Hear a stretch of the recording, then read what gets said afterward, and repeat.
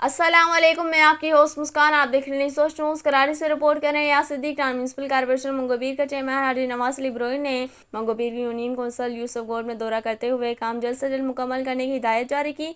उन्होंने कहा कि chairman Peoples Party Bilawal Bhutto Zardari की जानिब से दी गई ये स्कीम जो यूसुफ गोड के अवाम की मुश्किलात को दूर करने में मामन साबित होगी। इसमें ताख़ीर करना यहाँ की अवाम के साथ जुल्म होगा, लिहाजा जल्द से जल्द इस स्कीम को मुकम्मल किया जाए। ये तमाम तर काविश मैडम शाहिदा रहमानी की हैं, जिनकी वजह से ये स्कीम यूसुफ गोड को मिली।